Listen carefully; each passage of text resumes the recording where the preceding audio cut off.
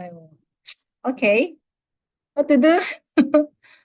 So this is ACI 4. We are on class 6 and we'll be doing chapter 5. So let's set our motivation and please close your eyes and just sit up straight and be an angel.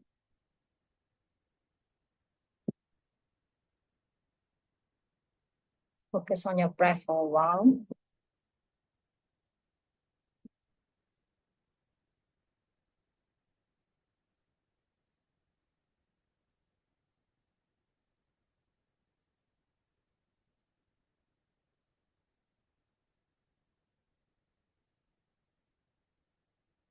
I invite you to think about your current situation right now.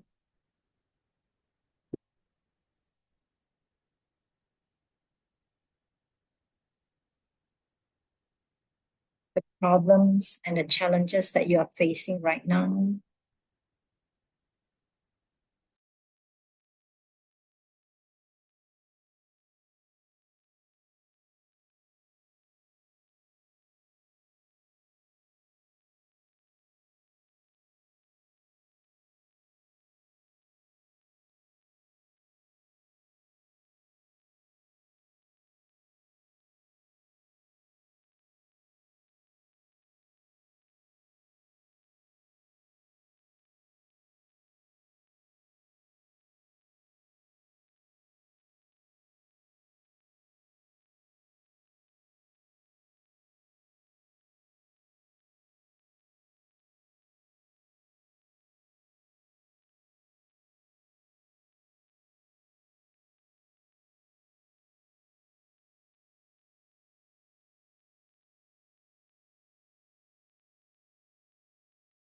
And think about the perfect world you would like to see.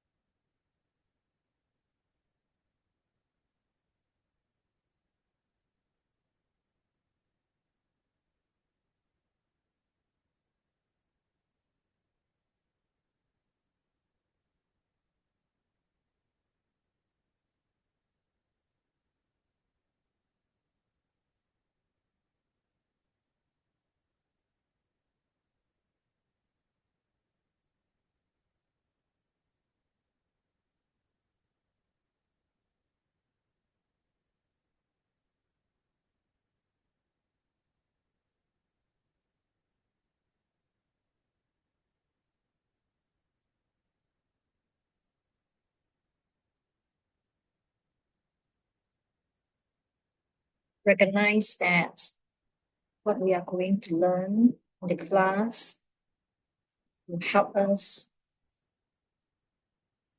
to get from where we are right now to the perfect world.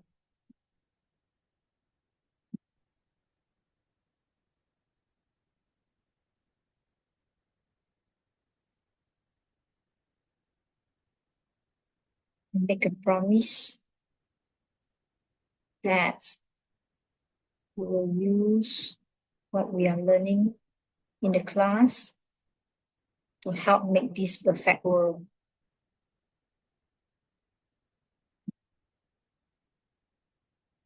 And that is the payment for the class.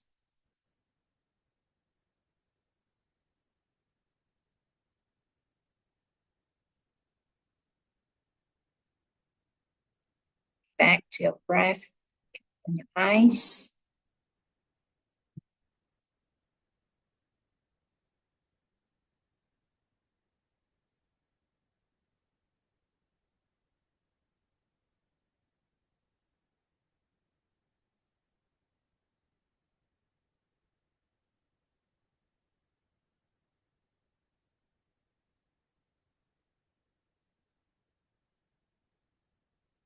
Open your eyes.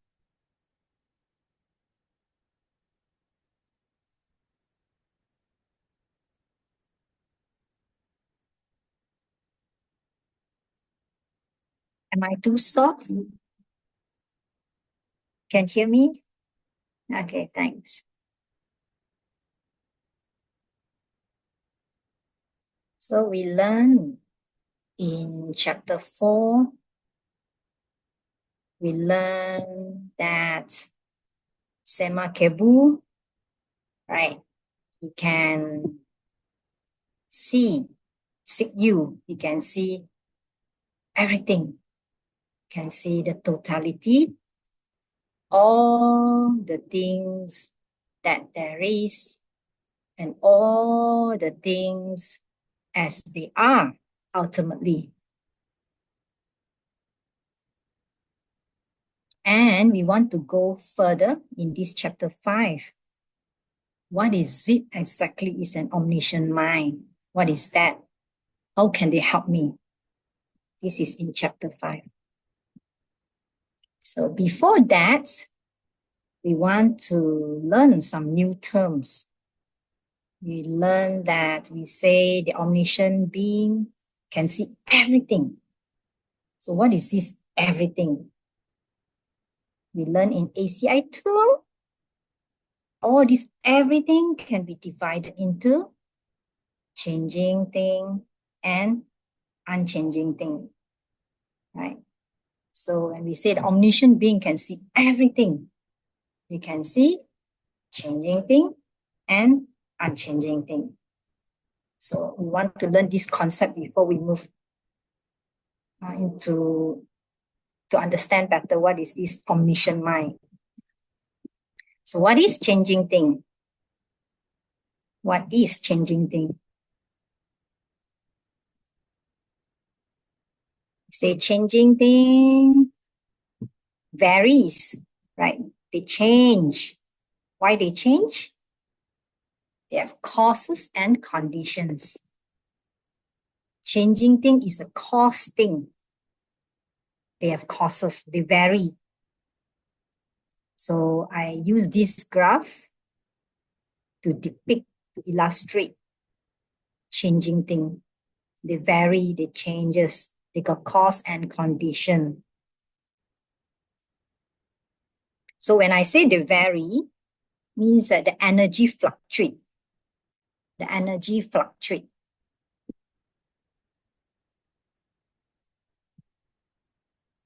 The energy fluctuate. Why? Because it changed. As it changed, the energy also fluctuate. As the energy fluctuate, it change, right? So changing thing is also a functioning thing. They function, they perform a function, they are working thing. They do something. They do something. They can produce or is produced, destroy or is destroyed. So the energy fluctuates as it produce or is produced, destroy or is destroyed.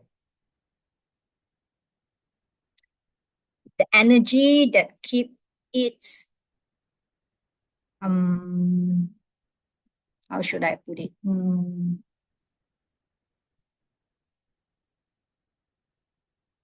The energy that keep it going, the energy that keep it going is going to fluctuate.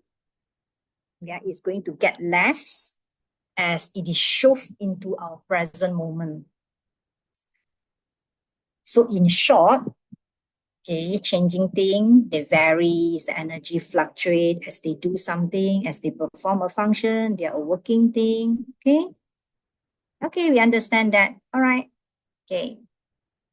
That is a changing thing. Now, give me an example, type in the chat, one changing thing. Just type in the chat. One changing thing around you. Oh my, yeah, excellent. Zane say oh my. You can see our mind, or something think about this, think about that. Yeah, some are happy, some are not happy. Time, yeah, changing. Thoughts, okay. Think. our body. Very good. Yeah, they change, they grow. There's so many things around us. They're changing things, even though they don't seem to change, because we cannot see, right? Subtle impermanence, right? But they do change. Yeah, if they're scientists, right, they look in the microscope, they can see the thing moving. So that is a changing thing.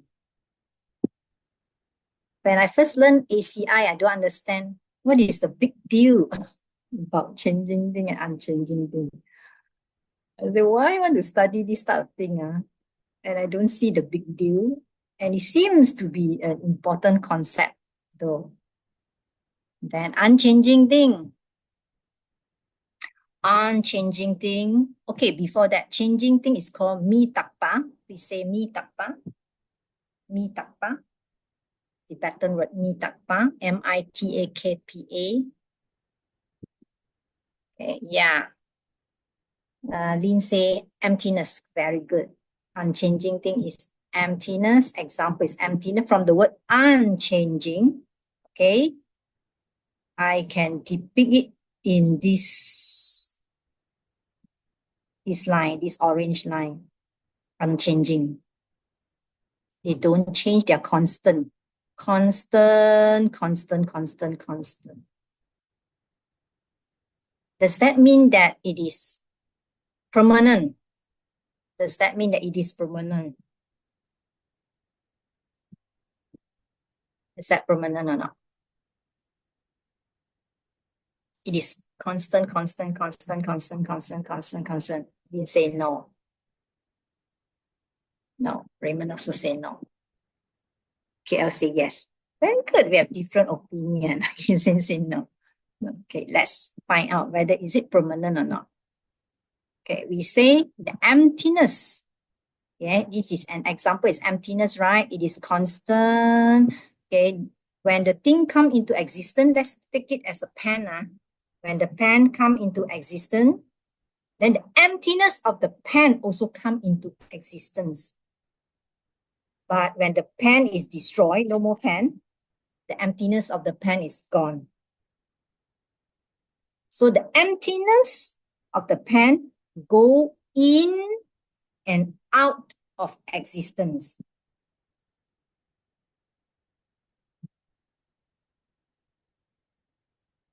Okay, the emptiness, the pen now exists, right? I'm holding this pen. So the emptiness of the pen exists 100% constant. You don't have 20% emptiness, 50% emptiness, 80% emptiness. No, it's 100% emptiness. Constant. And when the pen is gone, so as the emptiness of that pen. So the emptiness go into existence, go in and out of existence. So it is not permanent. It is constant, but it's not permanent. It is unchanging, but it's not permanent.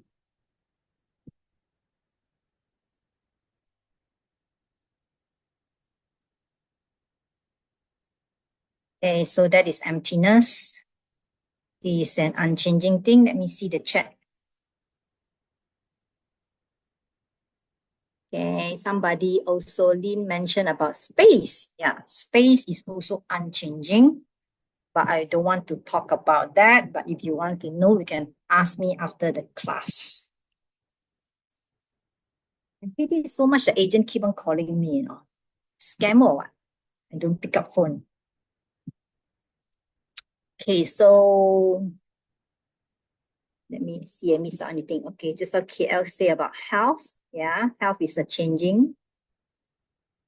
Okay, unchanging thing is emptiness and space. Okay, so now we learn the concept already. Okay, what is the Tibetan word for changing? Mi takpa, and unchanging is takpa. It seems to be the other way around, right? It seems to be like takpa and mi takpa, right? No, it is mi takpa for changing and takpa for unchanging. So this is a concept that we need to know. Now, my question is, what does the omniscient mind perceive? What do they perceive?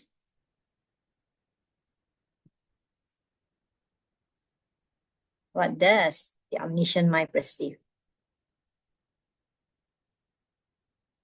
They perceive both changing and unchanging things. We say they perceive everything. So everything can be separate into changing thing and unchanging thing.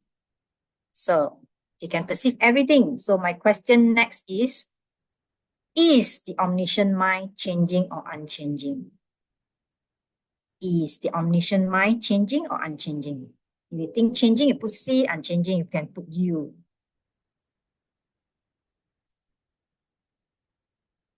Changing, changing. Okay, Aisu, all right, no worries. Okay, so everybody say changing, yay. Changing. Obviously, the omniscient mind has to be changing. Of course, why? Because it is perceiving all things, and all things include changing things. Of course, it has to change with the changing things that they perceive. Okay, so we say, yeah, okay, it is changing. Now let's investigate further. Let's examine the mind, Dhammakati. Dhammakati say, let's examine the mind. Okay, our mind, what is the nature of mind? What is mind first? What is mind? What is the nature of our mind? The mind is clear and aware. You have to memorize this, clear and aware. Very important. I never know it's important. Okay. I find that why study all these things? Clear and aware. The mind, you cannot locate the mind. Can you, where is the mind? Yeah, you cannot locate the mind. You cannot touch the mind. You cannot cut the mind. You cannot measure the mind. You cannot taste the mind. You cannot weigh it. You cannot destroy it. The mind is clear and aware. Clear in the sense of it is invisible. Aware is a consciousness, awareness, aware, knowing. So clear and aware. It's a very important concept. So the nature of our mind is, we say it's clear and aware, right? That's one of the quality.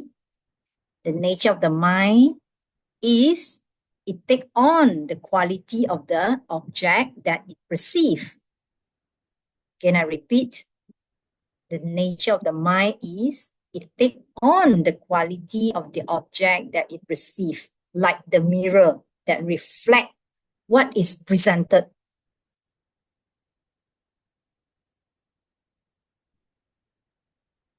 So the mind is like the mirror, right? Reflect what is presented. So what is an omniscient mind then? The omniscient mind is like the big mirror that reflect everything. Yeah, everything that it perceives, everything that is being presented, everything that ever was, is, or will be, as well as the object's emptiness.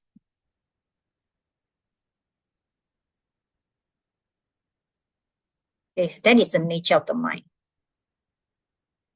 And therefore, the mind has no nature of their own, right? So we learn three things. One, the mind is clear and aware. Two, the mind take on the quality of the object that you perceive. They reflect what is presented, and therefore the mind has no nature of their own. Okay, now we do question number 1. An omniscient being perceive all existing objects. And all existing objects include changing things. So that proves that the omniscient mind must be a changing thing, right? Because the mind is perceiving things that are changing. So the mind has also have to change in accordance to the changing things that it perceives.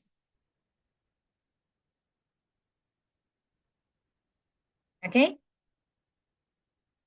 We say that the mind take on the quality of the object that it perceives. So if you're perceiving changing thing, obviously the mind has to be a changing thing, because the mind have to move and change in accordance to the changing things that it perceives.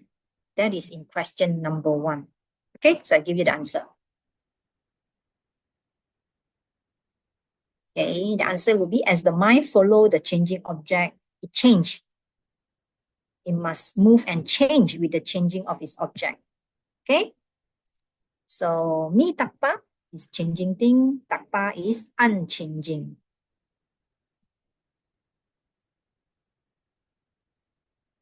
You have to learn mi takpa and takpa.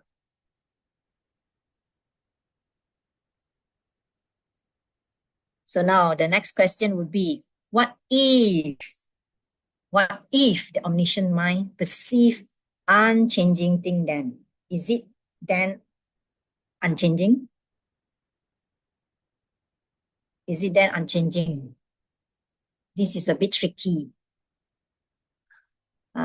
What about if the mind perceive unchanging thing?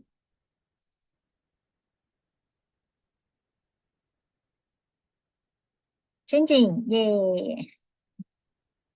Yeah, it is still changing. Yeah, okay, good. Why is it still changing? I want to put this picture to remind myself. Even if the mind is focused on unchanging object, the mind is still changing. The fact that the mind's nature is such that it engages with the object and then it withdraws from the object. It is on the object and then it go away, flitting back and forth, back and forth.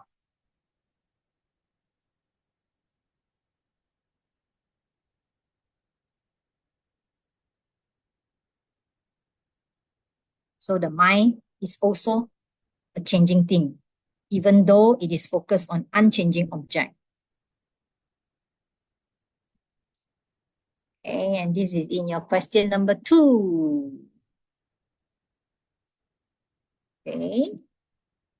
The mind flits around as it perceives an unchanging object. It rests upon the object and depart from it continually. Additionally, the mind is cause and all cause things are changing.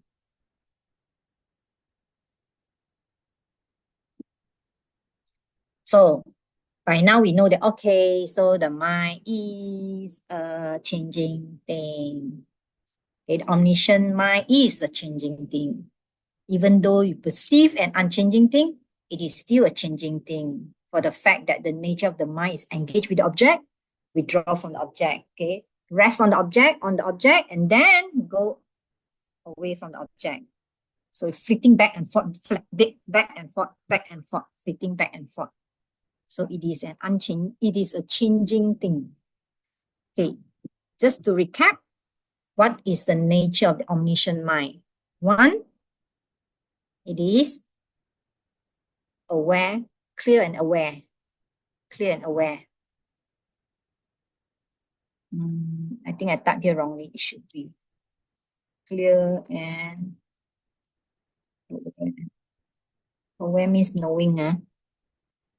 Number 2, it take on the quality of the object that it perceive, just like the mirror that reflect what is presented, and therefore it does not have any nature of its own. When you say the mind has no nature of their own, that is the Buddha nature. Okay, emptiness of the mind is the Buddha nature. Okay, so this part okay, yeah. So we finish part 1. Now we are moving into part 2. I like to break them into parts. Part 2.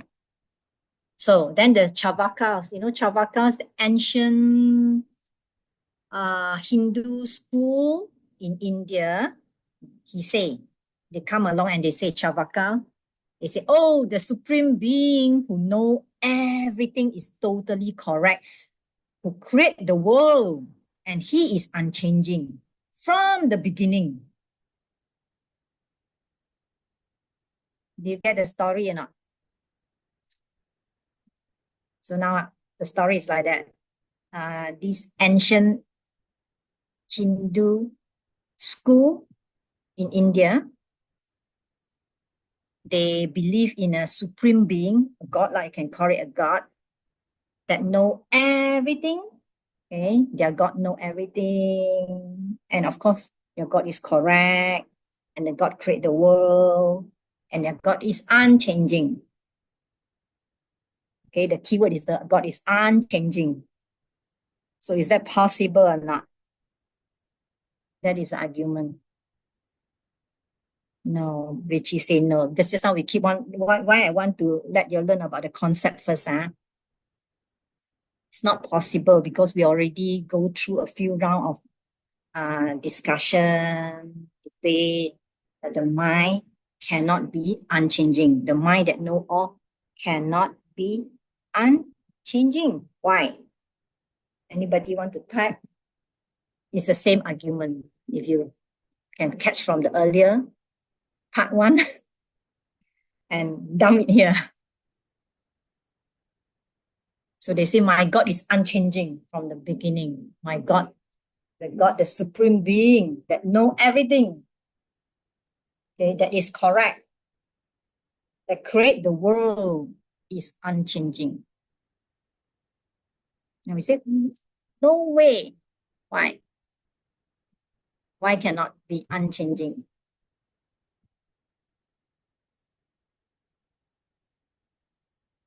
Yes, correct. Yes, very good. Yeah, that is the main point.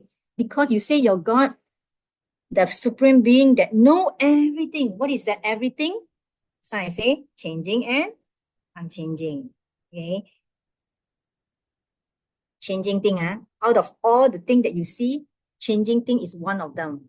So if you see changing thing, obviously your mind has to change as you move and change in according to the changing things that you perceive. So it's out already. We say no way. Okay. Then we also learn many other arguments that you can say. You can say that the nature of the mind take on the quality of the things that it perceive, right? So obviously changing thing change. So it support further what we have, or what Zane say, right? So you have to change. You cannot be unchanging. Yeah. If you create something, you have to change. So you cannot be unchanging. So we say, okay. So they say, okay. Okay, so then they come up with another argument.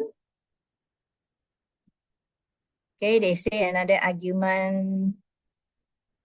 Okay. Then, okay, my supreme being, the supreme being that know everything. Okay, that is correct. That create the world is changing from the beginning. So now they turn around, they say, okay, then it is changing. Yeah, my God is know everything. My God is correct. The God is that create the world is changing from the beginning. Is that possible or not? Can a supreme being that know everything, that is correct, that create the world, is a changing thing from the beginning?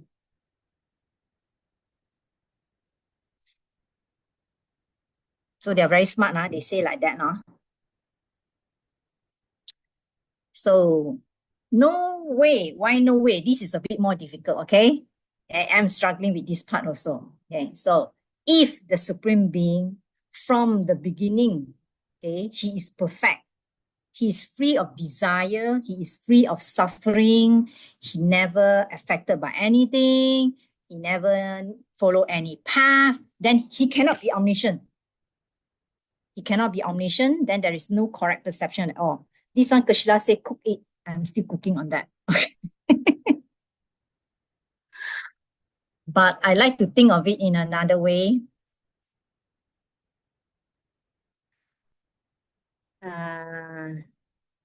Why he cannot be omniscient is because if he is changing, then he's changing from day one. He's a changing thing from day one.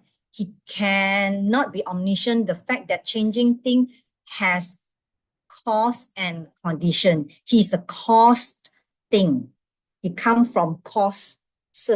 If you come from causes, you cannot be an omnipotent. You cannot be a creator because you yourself come from causes.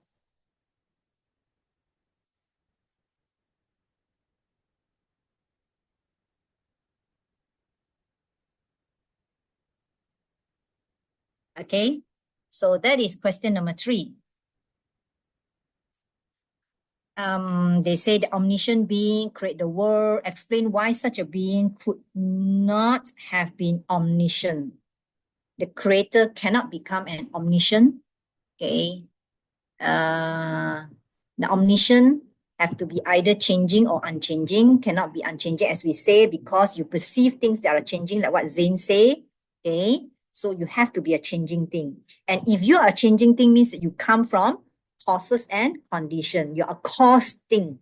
If you're a cause thing, you come from causes and then you cannot be omniscient from the beginning. You cannot be the creator, omnipotent from the beginning, because you yourself also come from causes.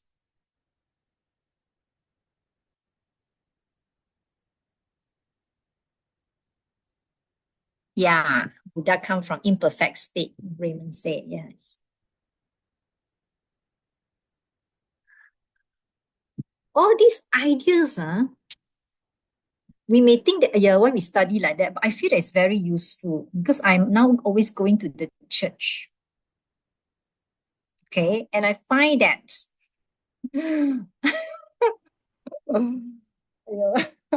okay, I'm not trying to be, I'm very respectful. I sing their song, I do prayer with them, okay?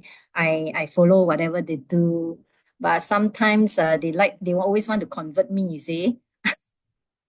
And I'm using this opportunity to send them questions. So they were saying, okay, where you come from, God is the creator, and all these things. Okay, yeah, it's good that, yeah, I know he's a very high level bodhisattva in my mind. He could be an enlightened being, but to say he created me, so I will throw them that questions, like they will ask me, they say, if you can meet God, what you want to ask God? What you want to ask God? Then I say, I want to ask God, why you create cancer? Why you create accident? Why you create all this problem in life? Then somebody next to me, they always want to convert me. They say, oh, if you come long enough, then you will know why. Okay, oh, okay.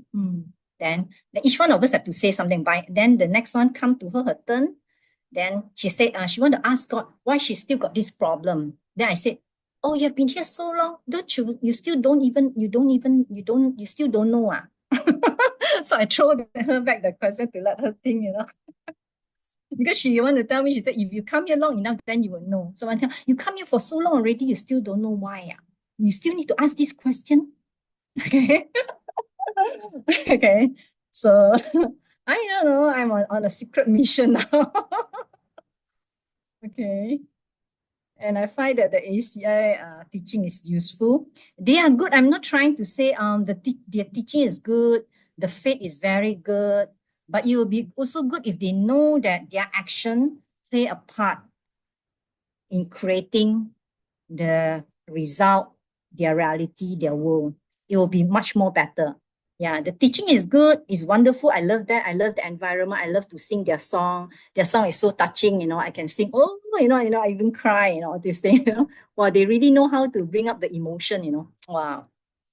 And I like because they play a lot of song, a lot of young people. Okay, so this is the one. Now, then where our world come from? The next question, where our world come from? So you say there can't be a creator who is an omniscient and omnipotent that create the world. Then where our world come from? Okay, so Jikten, Sowapo, Rimpa, Shin. Jikten is a destructible basis, the world. It means the world, okay? Jikten is an important word you will learn later on. Sowapo is the maker. Rimpa, we know Lam Rim. Rim is the stages, right? So Rimpa is the stages. Shin in. So the world is made in stages, that we can see the world is made in stages, right? The fact that the world is made in stages shows that there's no way an omnipotent being can create the world. Because if they can create the world, they can just create instantaneously, correct or not? Make it all perfect, beautiful, and happy in 1 second. Everybody happy, right? We are so happy, one or not? Yeah, I want to be a happy mind, happy body, right? Everlasting happiness and beautiful. So if they can do that, why not do that? Why take years? Why take years and years and years and years and still not done with it? How long? How long you want to make the world? So this is one proof that shows that there cannot be a supreme being and omnipotent that create the world. Right? So if they can create the world, then just make it happen one shot. Why take years and years still not finish? Okay, the fact that the world is made in stages shows that they cannot come from an omnipotent being. They cannot come from an outside supreme being that create the world. If, my next question will be, this is my own question, if there is an omnipotent creator, then why create cancer? Why create car accident? Why create a 7-year-old girl being raped? Is the creator a sadist? I don't know whether I pronounce it correctly. 变态啊? Huh? Why create this sort of thing?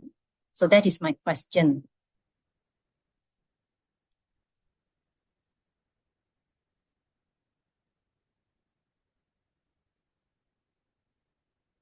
Okay. So think about that. That is my question. I find that is very important. Yeah. That's why I say, if they say, if you can meet God, what you want to ask the creator God? Then I say, why you do all these things? You're sadist. Huh? Okay. Then you say you want to test me. Okay, you test me. Then why the 7-year-old got raped and murdered? What have they done? Why do you want to test the girl? So that is the thing. I want to throw back that question for them to think. Yeah. So we say they cannot come. This is one of the proof that they cannot come from a creator being, an omnipotent being. Then where they come from? Where they come from? Lele jikten natsuk kie. You have to learn this. This is your thing that you have to memorize. They come from Lele jikten natsuk kie. Means that they come from your karma. They come from our karma. Okay, so we have to learn this one. Le means karma. Le from jikten. Just now we say jikten. Remember the destructible basis, the world.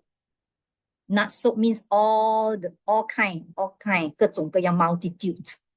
So all kind of world, natsuk. Here they read the balik one from the back one. Natsuk. All the world come from karma. Lele jikten natsuk here. Then the second line, you also have to memorize. De ni, that the karma. What is karma? Sempa is the movement of the mind. Dang is and. De j means what it makes you do or say. So karma is movement of the mind and what it makes you do or say. Again, karma is the movement of the mind and what it makes you do and say. So in English would be all the various world, all kind of world come from karma, and karma is the movement of the mind and what it inspires you to do or say.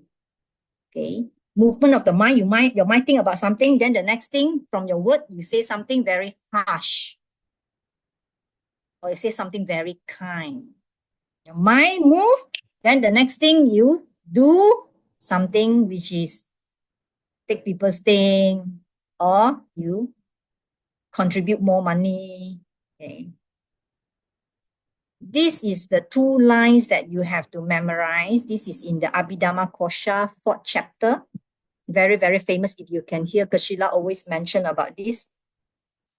Kashila always mention about this. Okay, so you memorize this. One day maybe he will ask you, say Abhidhamma, 4th chapter. What is that? Lele jikten natsukye. Okay, that's the first part. Second part, Deni Sempa Dang Deje. I'm okay with the first part. Second part, sometimes I forget. The first part, I'm very good. Okay, anytime I can remember, it's already in my mind. So we say, our world not come from a creator and omnipotent being. Where they come from? They come from our karma. What is karma? Movement of the mind and what it makes you do or say. And you know or not, they say, if, just now we say that if we believe that the omnipotent, if there is an omnipotent being outside that create the world, that watch over us, that have an influence over us, that idea block you from liberation. That idea will block you from freedom. Because then you are not responsible for your own action. Then you're not careful with your own action.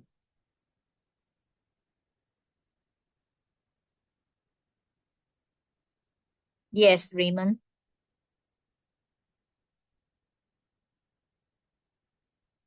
Okay. So the key thing here is, if the idea of there is an omnipotent supreme being outside that create the world, okay, then that idea will block us from freedom, will block us from liberation, because then you are not responsible towards your own actions. You are not careful of your own actions. Right, right. And I look at the church, you see, I like to observe. And I see many people, they are doing very well. And I realize that they are doing the 4 steps. I realize that they're planting good seeds. And therefore, those people are the one who also reap the results from the action, you know, how they serve the church, they serve the church, the fellow members, you know, they do the service of God. They're doing a lot of outreach program. The outreach program is so powerful. I'm so impressed with them, you see. The outreach program is so powerful. Yeah, it's very good. In fact, I like to go to the church. Okay, especially the outreach program is very good. They do a lot of 4 steps, and I see why they're getting the results. And the only limitation I find that if they are careful with their actions, yeah, they have very strong faith. One good thing about them is that their faith is so strong. The faith is, remember, we learn ACI 5. Yeah, the motivation that come from you are the faith. Now, if you put the pieces together, I know why they're doing so well. The faith is so strong, your motivation from this side. Yeah, subject, object, and the interaction, right? And the only limitation is if they are not responsible for the action. Okay, so, they pray to God and then they don't care about the action. Everything leave to the God lah. Then those are the people who never get the good results. But those who, I notice that those who pray to the God and then they do the service of the God and then they go and help people, they do the 4 step, they have the outreach program. Those are the people who are doing extremely well. And I find that it's so powerful. It exactly fit into what we learn. It is never there's no contradiction at all. So that idea that a creator and omnipotent create the world, then, yeah, you create the thing, just leave it to the, then you're not careful with your own action. It's the one that will block you from freedom, block you from liberation, because then you're not careful with your own action, with your own behavior. Very interesting.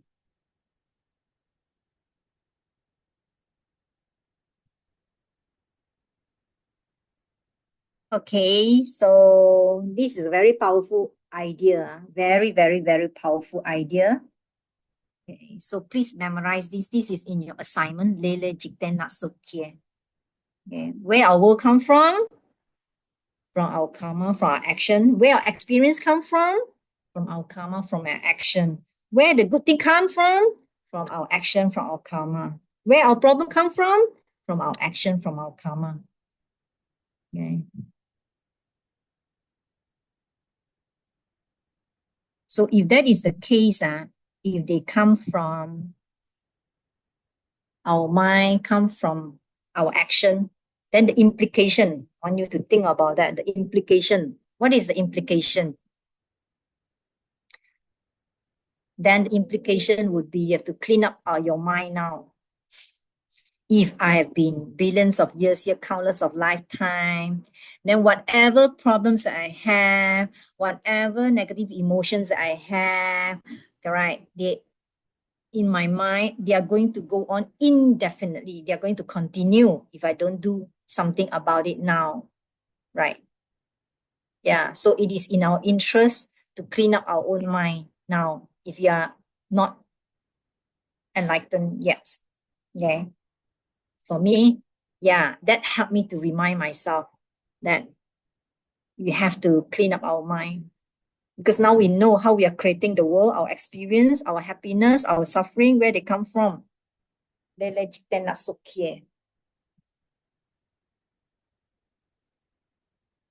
then the second part, what is that? I have a trouble remembering the second part. Deni Sempa Dang Deje. I remember the Deni first. Okay.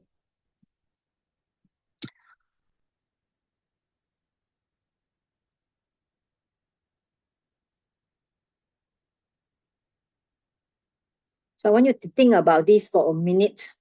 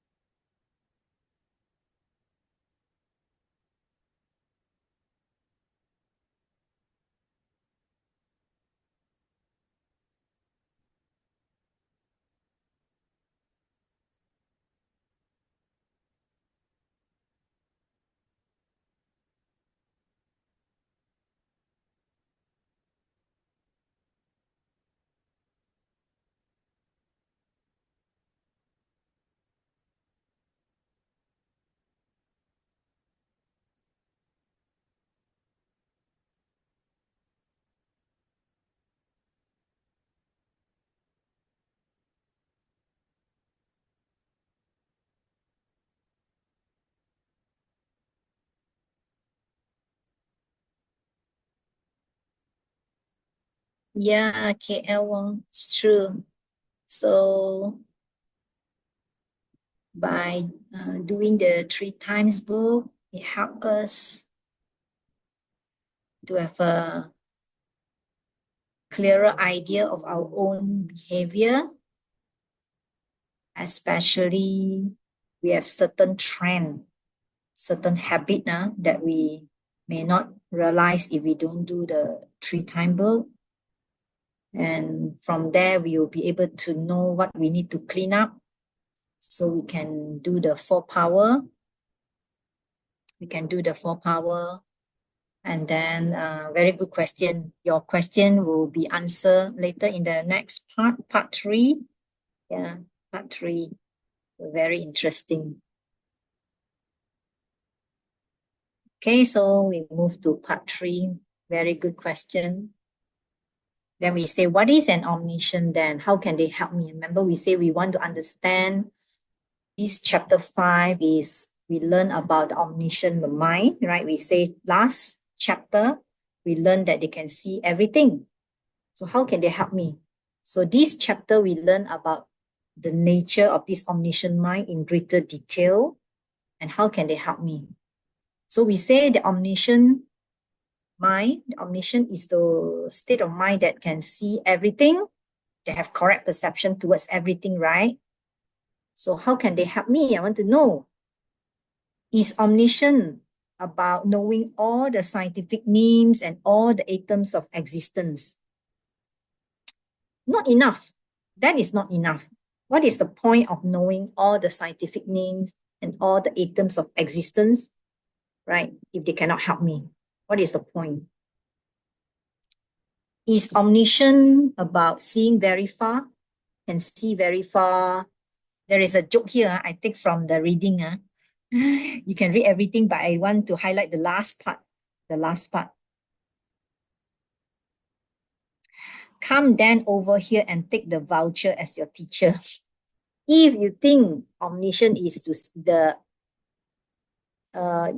can see very far, then just take the bird lah, the voucher as your teacher. They are so what do you call that? No, what is the name already? Sarcastic, so sarcastic.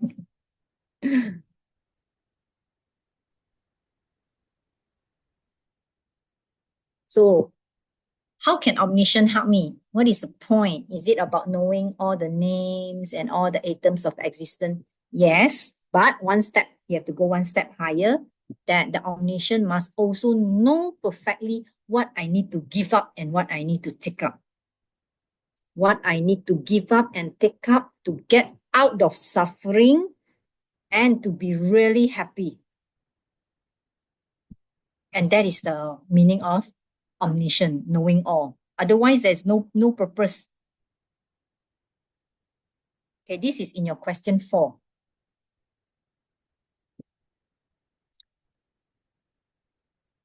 What does a person have to know in order to be all-knowing? All-knowing means omniscient.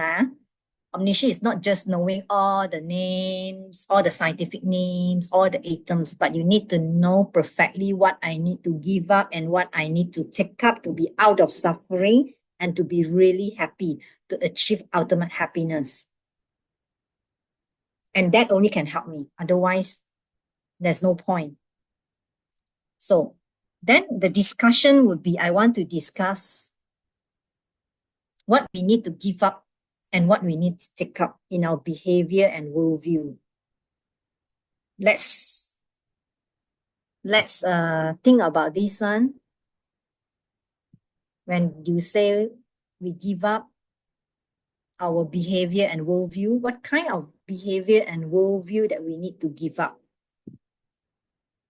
You want to type in the chat? You can think of anything. What kind of behavior and worldview that we want to give up? Why we want to give up that? Because if we give up the behavior and the worldview, then we can get out of suffering and we can achieve ultimate happiness. So what kind of behavior and worldview we want to give up?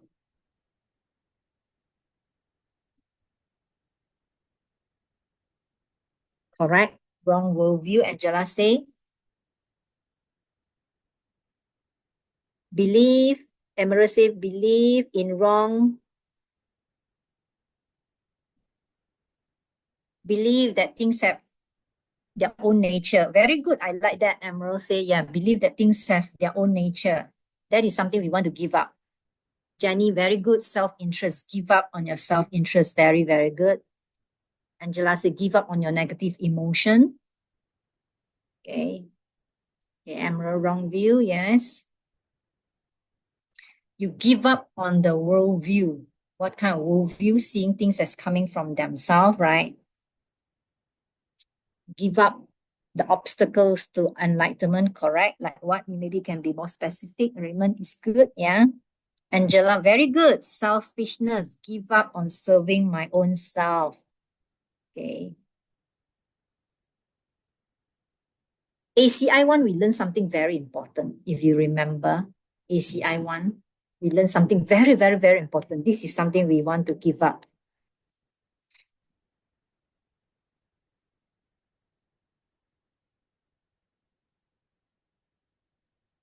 Who know? ACI 1.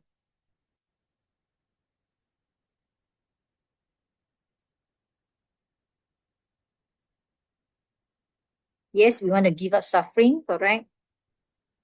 Give up attachment, correct?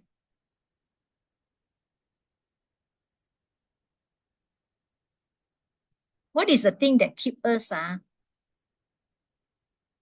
in samsara? What is the thing? Why we act badly? We understand, but there's always the but. Yeah, there's always the but. Mental afflictions, okay. Emerald say desire, give up the desire. Yeah. Lynn say mental afflictions. Angela say materials. Yeah, give up on the worldly stuff. Yeah, worldly stuff. Angela, not bad, today your idea very good, Angela. So, ACI 1 is about the eight worldly thoughts. Eight worldly thoughts, right? So, desire is okay, but the ignorant desire is not okay. Because of the ignorant desire, then we want to respond badly. And then we collect the thing, the karma, for our future suffering. Okay, Jaslyn say fame, yeah, give up on the worldly thing like fame, name. Yeah. Okay, so that is very good. Every morning when I take refuge, I go through this thing, I really like ACI2 so much, I find it so useful. Every day when I take refuge, I will remind myself, I go through the definition and the meaning, and all these things again and again, again and again and again. And there's one part that will say what I need to give up and take up. Yeah.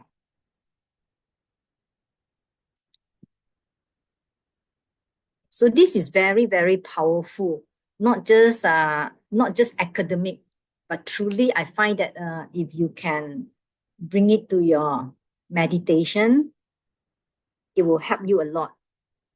Yeah, it will help you a lot. This part, what exactly do I need to give up, and what exactly do I need to take up to be free from suffering, to be free from creating further causes of suffering, to be really happy, to be really achieving this ultimate happiness. What really I need to give up and take up in my behavior and in my worldview. This one need time to think about that, no? Not just academic. I find that this is very useful.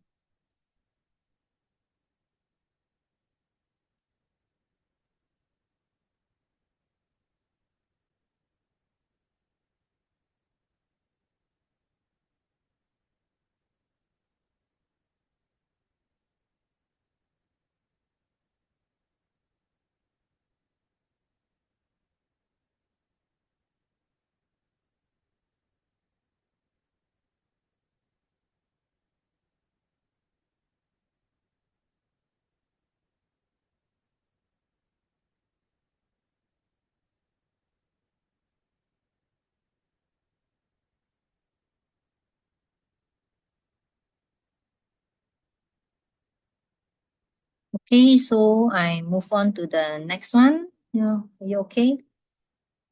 So I haven't answered Kia Wong's question. So how to relate to that? Just now he said, then how? So bring that to your contemplation. What kind of behavior I need to give up? And if I still see that behavior, that result, I do my four power, right? Yeah, like what you say, and then I do the opposite, and I cultivate new behavior. like teaching the dog, right? We are learning new habit. We are learning new habit. Our natural response is always wrong. Our natural response is the egg-worthy thoughts. And those are the one that create the karma for us to see the problem in our life.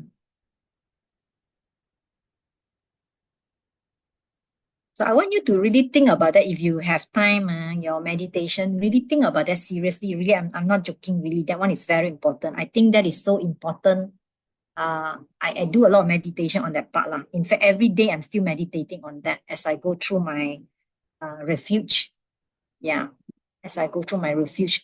My refuge is very, very beautiful. I love my refuge so much. And in fact, I even write down the whole sentence. I show my teacher. I put like that, okay or not? Correct or not? Teacher, I put like that. She said, good, correct. Because I just want to confirm. Yeah. Because that remind me every day, our behavior, if I've been here countless of lifetimes, I understand intellectually, but when things get difficult or hard, I cannot remember. It's all out already. So by remembering every day, help me to slowly shift and change my behavior. Okay, I'm not an angel, okay, yet, okay, but I'm becoming a more and more kinder, nicer person. That's for sure. Okay. And that is still reminding me of all this. I'm a very nasty person before I learn Dharma, I tell you. Okay. And I find I'm still nasty when I receive those phone calls that I don't like, or those people who simply call me. I realize the way I speak is different, Then I realize, why I speak like that? Oh, because I already have a preconception that, they're scammer or they're what, They'll say, where you get my number? Huh? Which company are you from? They'll ask them, and I say, I'll complain you, which company? I never give my number to you, So the way I speak is a bit like harsh. Yeah. Okay, so move on to the next one.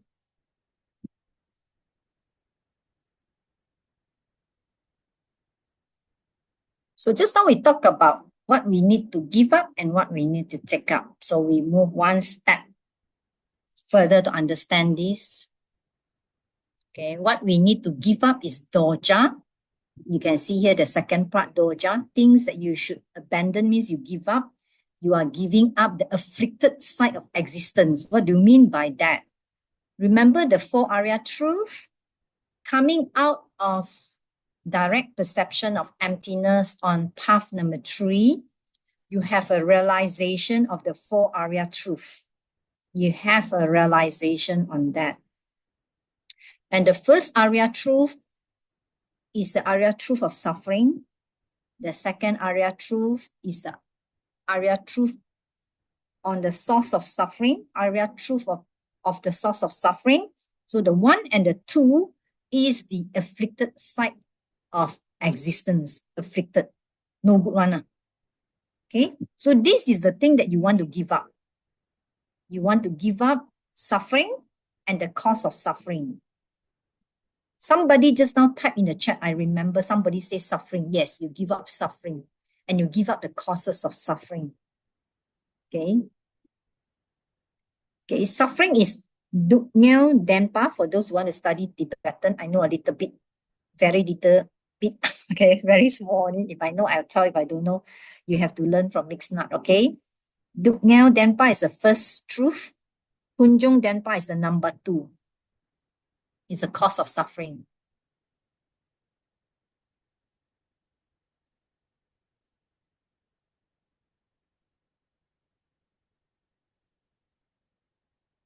Oh, okay. Angela said, LB is Lord Buddha. This is my own notes. Okay, so Langja is the things that you should take up. You take up the pure side of existence, which is Arya truth number 3 and number 4, which is the end of suffering and the path to the end of suffering. They are the pure side of existence. This is what we want to take up.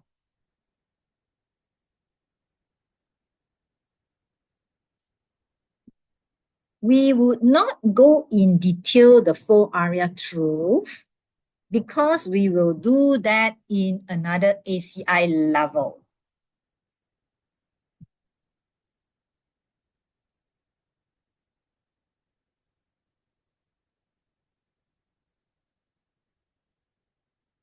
But the 4 area truth is very, very important. It is so important that you have to keep on thinking about that.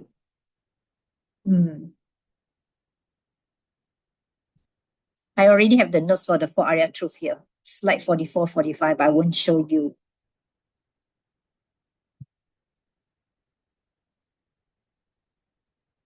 Okay, so what you need to give up, okay, doja will be the area truth number 1 and 2, suffering and the cause of suffering. Okay, stop creating the causes of suffering. Okay, give up the suffering. What is suffering? I am samsara. Okay, so give up this thing that you love so in a way. Okay, that's how I look at it. Yeah. Sometimes we love our body so much. So I always remind myself, when I die, hey, it's okay. This lousy body and mind, you don't need that, okay? Forget about that, okay? No need to be so attached to it. This is a lousy one, okay? Go and transform to a new one. So this is what I need to give up. Give up the suffering. This body is a suffering. The mind is a suffering. I need to keep on telling me because I want to get ready for that day. Okay, for that day. And then the causes of suffering will be the 8 worldly thoughts, right? In a way, like our 8 worldly thoughts that we are not happy when we get something, not happy when we don't get something. Nothing wrong with that. The what is wrong is when we don't know where they come from. Because we don't know where they come from, we are willing to do something bad to get it, to keep it, or to avoid it.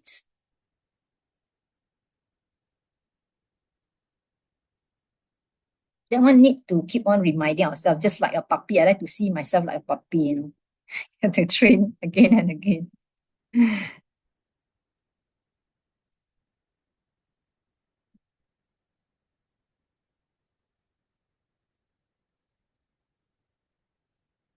Okay, and the last part will be, what evidence do we have that the Buddha is unerring? Unerring means unmistaken. Unmistaken. Before looking at this answer, I want to think about what we have to learn. How I know Lord Buddha is unerring. We learn in chapter 3 that says that we say that the enlightened being has valid perception, correct or not? We say they only have valid perception. They only speak sema. They are correct. Okay. So they're unerring.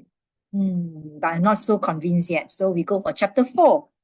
Chapter 4, we want to prove. We want to prove that they are unerring. We say what they can seek you, they can see all everything now, what, say, okay, so in that case, then they're unerring. But how I know that they really can see everything? So we say you test it like gold, right? Test it like gold. The 3 tests. And if you remember, the first test will be, you can confirm it, right? So in the first area, truth of suffering, I can confirm it myself through my own direct experience. The Lord Buddha explained it so perfectly, our suffering, that I can confirm it myself, and therefore I can say that he is unerring. Because nobody, no other being that explain our suffering in that way. Nobody tell us our suffering in that way. You can check it out, the suffering that they explain. Yeah, but Lord Buddha's explanation on the Arya truth of suffering is very, very, very comprehensive, very detailed, very true. True to my experience that I can confirm that. And therefore I can say that he is unerring. Okay? So that's how I want to I want to look at how what we learned in chapter 3 and chapter 4, they are related. Okay, I read to you, of all the people we have ever met or ever heard of, It is only Lord Buddha who has described our daily suffering so perfectly in a way that I can confirm it ourselves. Yeah. Remember, you have to bring to your meditation. Is there any part on the teaching on the suffering by Lord Buddha? Is there anything, yeah, that you can cancel, that you can disprove from your own experience or not? No way. No way. We all have suffering in a different way, different degree, at different point in time. And therefore, we can confirm that he's correct on that part. Maybe other thing that he say we cannot confirm, but on that part, yes. And therefore, I can kind of say that he is correct.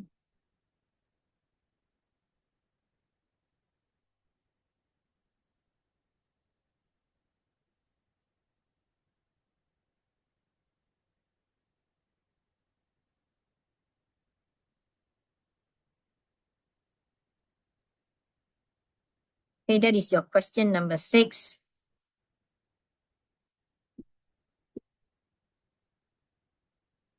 Yeah, we can confirm the suffering.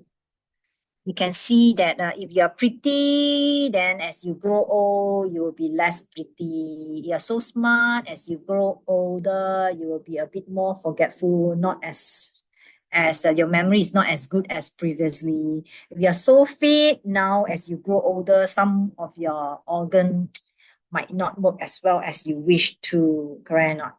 Sometimes things that you wish you to get, you cannot get it. You cannot be, you don't feel some of your needs not satisfied. Even if you get it, after a while, you're just not happy. Our condition is samsara, right? The fact that we recognize that, oh, our mind is the one that is not happy. And there's always something. We see people around us, we see suffering around us, we see people dying, losing their loved one, broken relationship, and all these things, right? So we see problems in life. We can confirm that.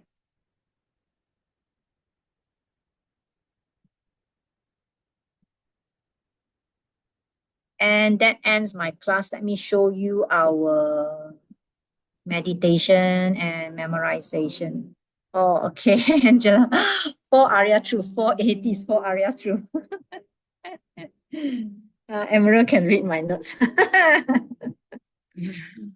Okay, what you need to memorize, remember the first 2 lines of the 4th chapter, Abhidhamma Kosha. Lele jikten natsokye, then deni sempa dang deje. These are the one that you have to memorize. Very, very important. And then do an analytical meditation on who or what made the world logically. We learned that could it be a supreme being, an outside supreme being, omniscient being that create the world? Can or not? So you work in your mind whether can or cannot and why. We learned through the logic just now. And then you go for the second argument, would be the world in stages, to prove that, to give an additional proof that they cannot come from a creator, omnipotent creator, and then where they come from. Then jikten natsokye, right? Deni, sempa, dang, deje. They come from our karma. The multitude of world come from our karma. And karma is the movement of the mind and what it motivates us to do and say. So you bring to your meditation on this one.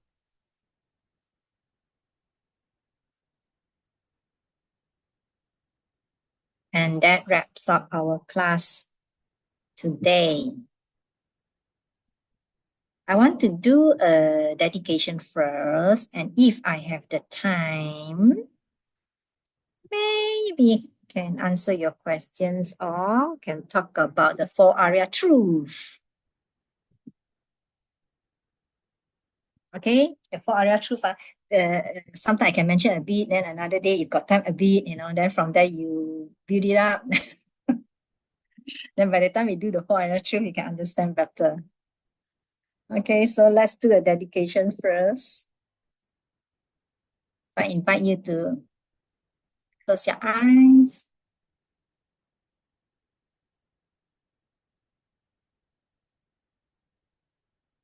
And be very, very happy with yourself. Think about the goodness that you have done, collecting extraordinary goodness from this 1.5 hour class, learning where our world really comes from. Can it come from an omniscient being who created the world? We say no.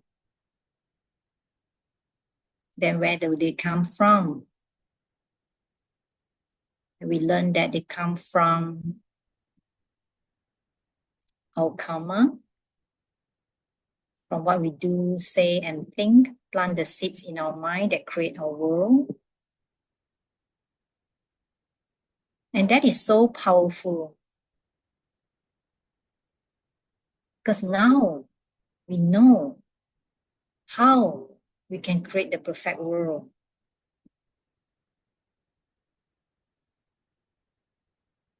Now we know we have control over our own reality, our world, and we can shift from where we are right now to the perfect world that we want to see. And that is possible because things are empty. They're coming from our mental seeds.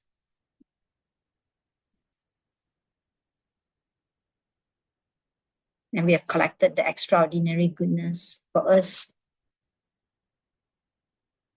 to reach from point A, where we are right now, to point B, the perfect world, and to become a Semagyupa.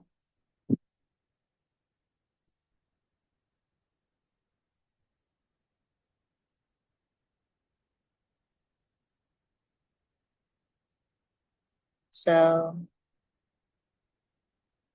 we dedicate this goodness to us seeing this perfect world, to become a Semagyupa for the sake of all beings.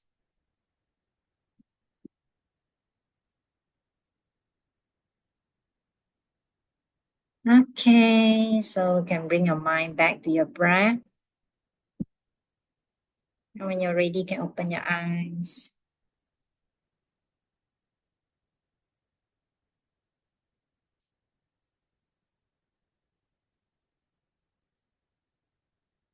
Hey, finish early. I got 10 minutes. I can talk about, if you have questions, I can answer your questions, or else I would like to talk about the 4 Arya truth.